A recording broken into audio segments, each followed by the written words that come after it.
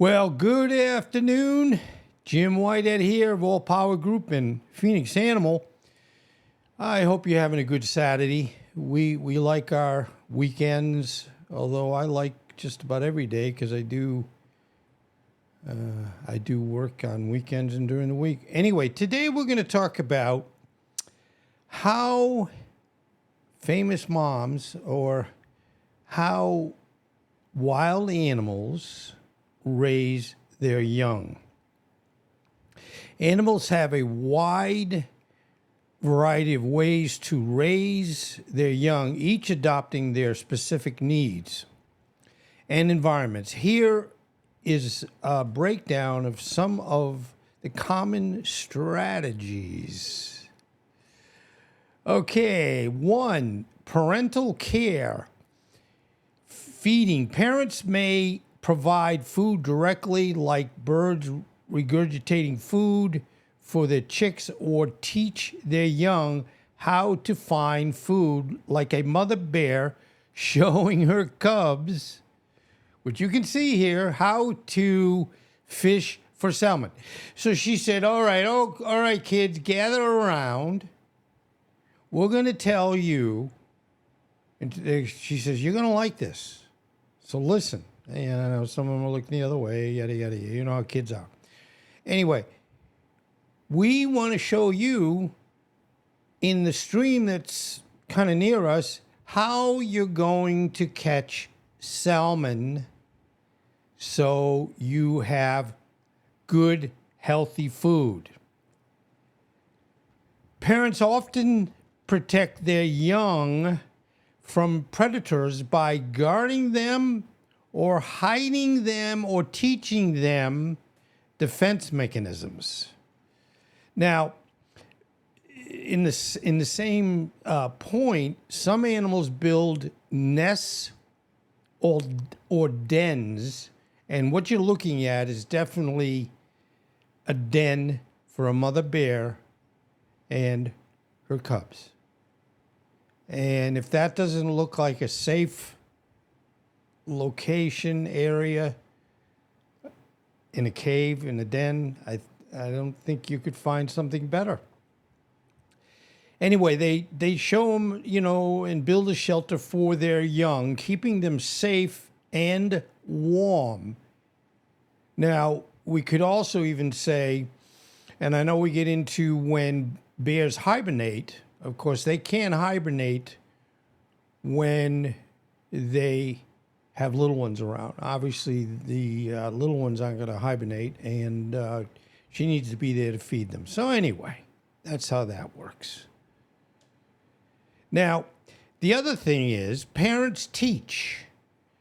Parents play a crucial role in teaching their offspring essential survival skills such as hunting, foraging, or social behaviors, like be friendly with other bears and they might give you food. And I don't think it's meant in the same where we think of social media. But anyway, you can see here, Mother Bear is right with their mom, and she is showing them how to catch a fish. And probably salmon. I'm not sure what that is. Now, what we also get into are levels of parental and what they call investment. Minimal care. Some animals, like certain reptiles and insects, lay eggs, and they just leave them to hatch on their own. The young are independent from birth. I don't know if that's good or bad, but we all have instincts. The neatest thing with animals versus humans, we have instincts, but a lot of times we bypass them, or we think that maybe we're imagining things, so it's not as concrete in humans. But in animals, they have such good instincts. And yes, their mother says, and dad, says, hey, let me show you how to do this and how to do that, and don't forget how to do it. Or they show them again. Anyway, the other second category is moderate care. Many birds and mammals provide care for their young for a period of time, but eventually the young become independent. We get it. And I know they would be missing their mom anyway. Now there's the extensive care. Some animals, like elephants and primates, have a long period of parental care with offspring staying with their parents for several years. I know we have some where some people say, hey, you know, I have my son and daughter, they're still in my basement. and they're going to be here for years. Anyway, okay. Now we have different parenting roles. Now, maternal care. In many species, the mother is the primary caregiver, as she is the one who gives birth and often provides milk. Paternal care, in some species, the father plays a significant role in raising the young, such as guarding the nest or providing food. Now, by parental care, both parents contribute to raising the young, sharing responsibilities like feeding, protecting, and teaching. Alloparental care. In social species, other members of the group, such as siblings or aunts, may help care for the young. Now, examples of unique parenting strategies, as you're looking at, are the emperor penguins. And I know I love every animal I see, and I don't even want to say I have favorites, even though I do, but I love them all. Okay, in this particular case, the female lays an egg and then leaves to sea to forage for food while the male incubates the egg for months in the harsh Arctic winter. Wow, what a job. So with, in this case, the mom has the eggs, the dad sits on the eggs for a long time, they hatch, and the mom hopefully comes back with plenty of food for everybody. Now, let's talk about orangutans. I love them too. Mothers stay with their young, you can get a kick out of this, for up to 7 years, teaching them essential survival skills. Okay, we love elephants. They're so big, they could really, as we would say, push their weight around, but they don't. They just take care of the group, take care of their offspring. So, with the African elephants, calves are raised by the entire herd, with all the females helping to care for and protect them. Now that is, and if you get into trying to say what makes more sense in raising the little ones here, I wouldn't. And I know we started out in some of it was saying where they don't do anything, and then some they do a little, and others do a lot. And then some have it where they live in the basement for 7 years. But anyway,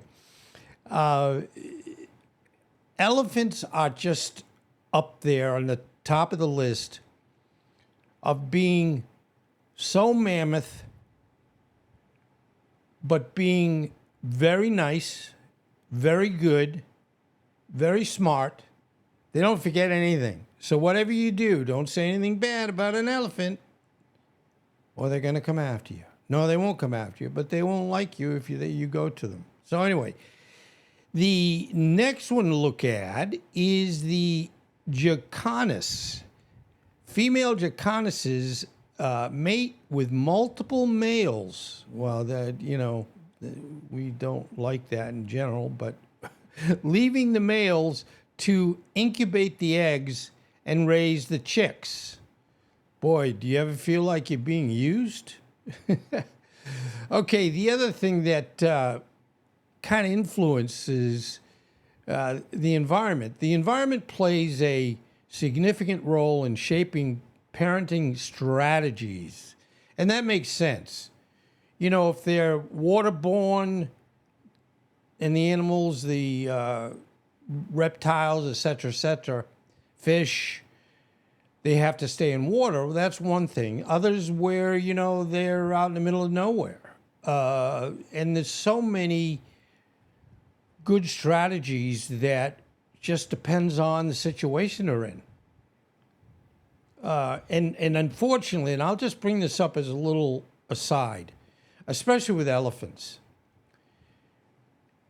We've gotten through the elephants are wonderful. They raise their children. They work as a group, as a team, and they take care of them. Where the catch is where, unfortunately, with elephants as an example, people want their ivory, their tusks.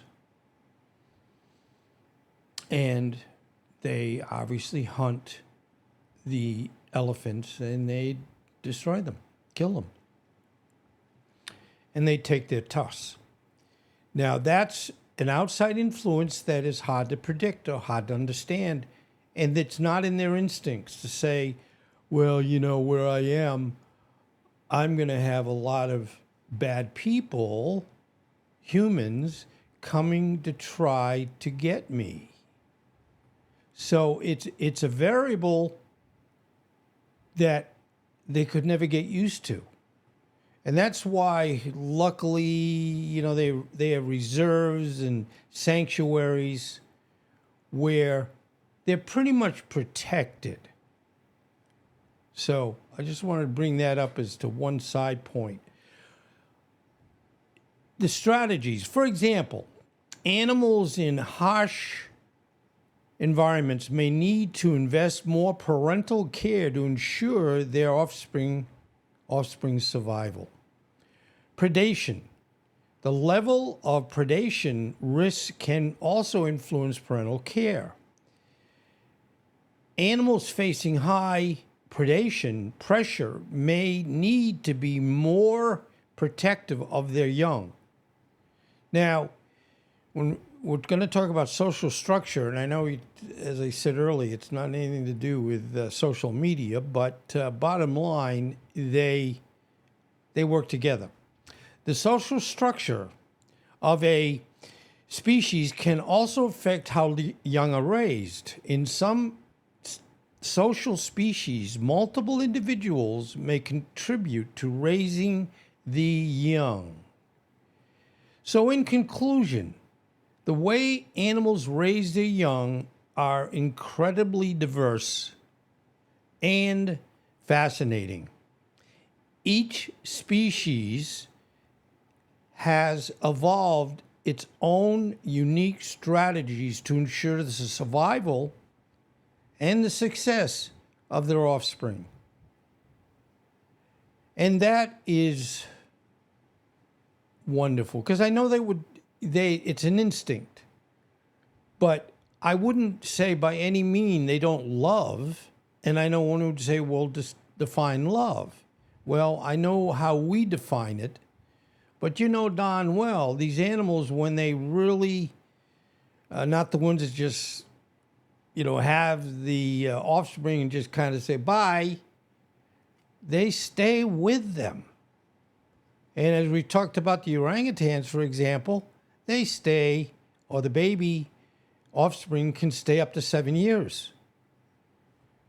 Now, I admit that is a long time, and you hope that they are, okay for that amount of time, and that the parents are okay for that amount of time. Because again, if something happens, let's say year two, and if the instinct of the babies are that, well, I'm going to be with my mother for a long time, and the mother is killed, how do they, kind of get it together?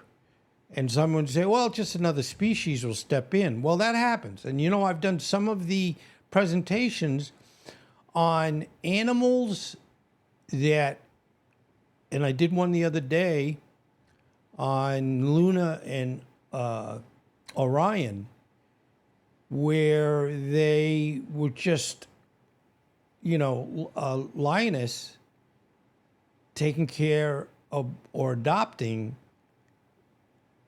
a non-lioness animal. And it's like, this is my best friend, happy person with me, happy animal with me.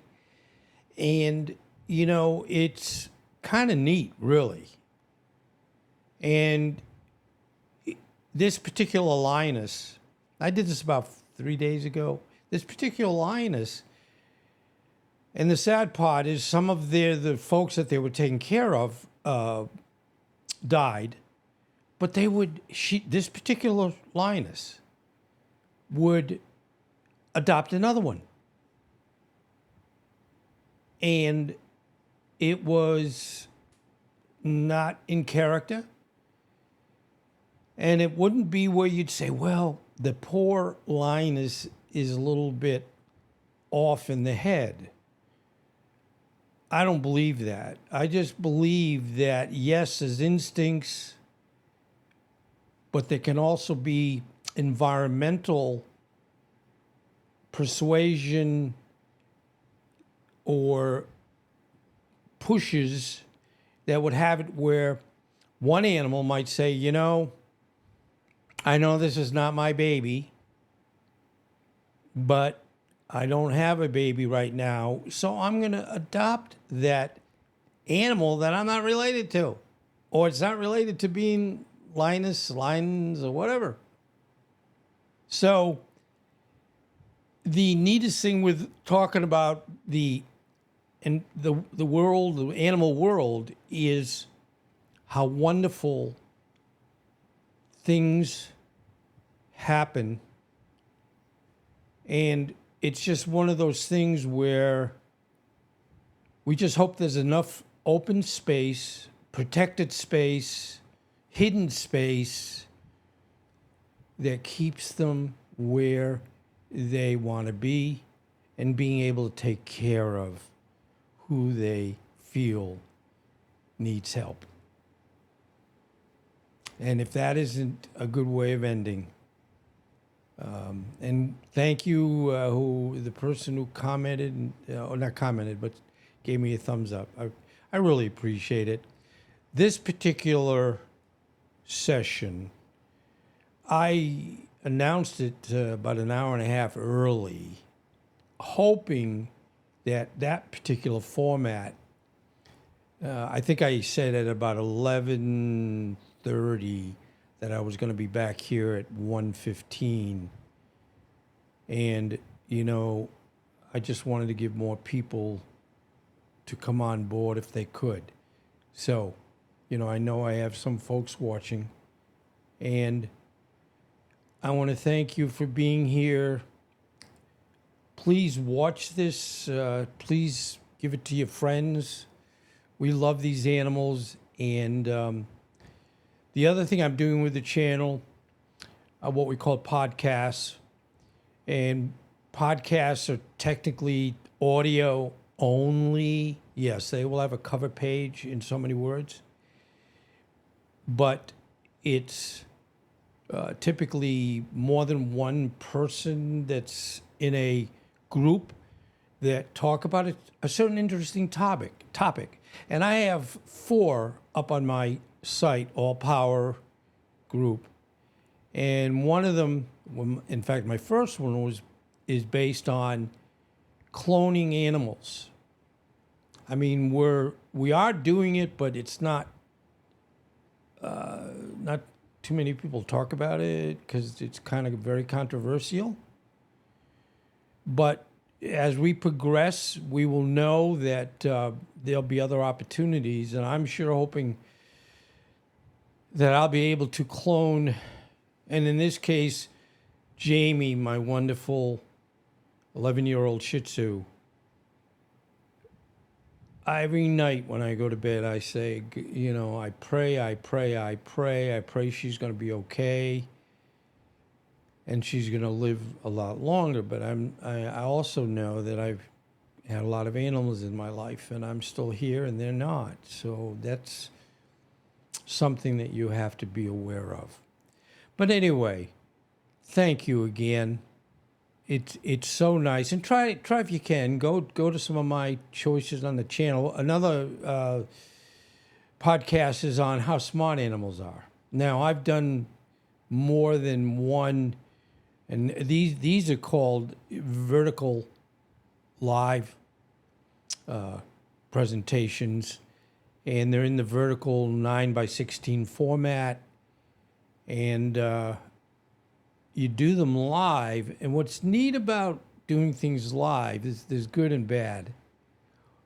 The good is you don't have to, even though I say this file is sent to YouTube, it's also recorded at the same time, so that if something went wrong, and believe it or not, that's the negative part of live. You don't have to edit it, because what I'm doing now is you're seeing. So I'm not going to, generally speaking, yes, you can go back and do a little bit of editing if you really get messed up, but it happens every day. And not to me, but just any of the content creators. And I mentioned a couple days ago, Luria Petrucci. She's a very well-known YouTuber. She goes back 18 years ago, and her name was Callie Lewis, as a trade name, I guess you might say. And as she stated, she has, and I've watched her all through this. And I watch her now because I learned things, because I'm doing this now. When I was watching her, I was so busy with other things. I did YouTube, but not very much because I didn't have time. But the other day, she moved to another location, and she moved from, I think, somewhere up in the Northwest, and she moved down to the Bay Area. And she had an hour presentation. I think it was Friday. That would be yesterday or Thursday. But anyway, what happened is, on her end, and this is exactly what could happen with me, I'm watching myself. I'm listening to what I'm saying, and it looks good. It sounds good. And there have been no, what I would say, mess ups where I have to go, whoops, I forgot to do this, forget to do that. And she had hers looked good on her end, but what we were getting was, and it was where you'd say it's not acceptable. I don't mean for her, but in the sense of any of us would say, I can't put out content like that. But it was every 10, 15 seconds, it would screen would go screwy, colored lines through it, and then it would come right back to normal. But it just kept doing it every 10 to 15 seconds. And she was told about it a week ago, And this is not like, this is just saying the best of the best can sometimes not have the best. And they know, they know what is the best. When we first started this on YouTube, it's like, I don't know what the best is. I still probably don't. But, the thing is, and they always say with new creators, and I even did this a little bit a year and a half ago, I would do something and I would edit it about 20 times, or I would redo it 20 times. And the veteran YouTuber will generally say, you could probably spend a year fixing that and it still would never be right. So the point they say all the time is just put it up. And that's what I do now. Although, these are, this one's about 26 minutes. When I shut down and I go to listen to, the presentation, and it's happened about 2-3 times where even though my audio is sounding great to me, it's looking great to me. I have over on my right here, I can see my waveform and, making sure that I'm not too loud, et cetera, et cetera.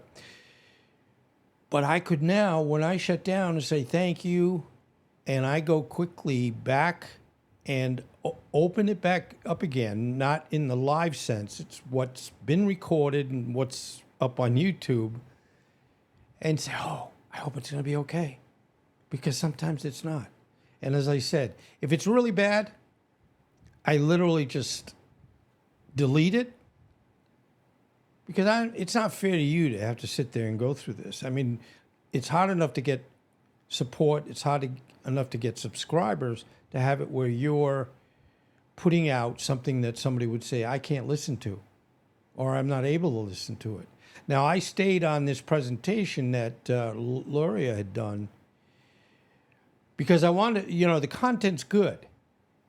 And we're just very interested. I think it's an internet issue because, again, my internet here is good, but it doesn't mean when it's going to, the service for YouTube that it doesn't kind of get messed up along the way. I mean, really, if you think about it, it's pretty marvelous. So anyway, I went on a little longer than I needed to as usual, but you know me, if you do know me, I have a tendency to talk too much. That said, and this is the last thing I will say, if you don't want to talk, you don't want to be on camera, I see it all the time. I have $1 billion from doing a faceless YouTube channel. I wouldn't enjoy it. So this is not a faceless channel. You can see the face, and I'm not young. So, I did grow my mustache back, but anyway, we're trying every day. But thank you. And I'm going to be at church tomorrow because today's Saturday, and I haven't gone to church in 2 weeks because first my wife was not feeling well a couple of weeks ago, and if you've watched me, I came down again with COVID. I've had 4 shots. I had COVID 7 months ago. I took Paxlovid back then, and I was shocked that I got it again. When I did the test and it came up positive, I went, oh no, I'm not around people that much, and it doesn't make any sense. But I did. I had it, and my doctor's great, Dr. Davis, and she ordered Paxlovid again. And the point I'm bringing this up, if you get COVID, and you have to start taking this medication before 5 days of when you first, I guess, test positive, as long as you're testing yourself pretty quickly if you're not feeling well. So if you get it within that period, what the Paxlovid does is it reduces the quantity or the amount of virus that's in your body. And it works. It really does. And I'm sorry, but hopefully you learn something from these tangent discussions.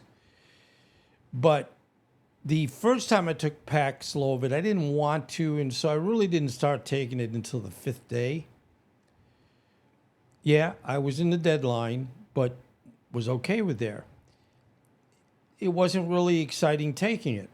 But this time, I said, well, let's not fight City Hall. Let's just get right into it. So my doctor ordered it. Now, I was taking it about a day and a half after I verified that I was sick.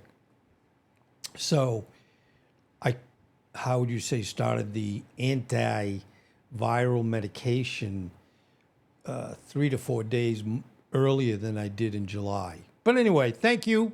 I really appreciate it. Take care. I know I always have a hard time saying goodbye, but I have to, right? They're saying, Jim, you got to shut up here. But thank you. Take care. Be well. Oh, but I'm sorry. I got to say one more thing. I'm sorry. My daughter, stepdaughter, they're over on the east coast of Florida. She, unfortunately, she has a little 2.5-year-old, and she's a nurse. She's a occupational therapist. And she's been sick a lot, and she got sick over the last couple of days. And it's one of those things where it could be COVID, or it could be the flu.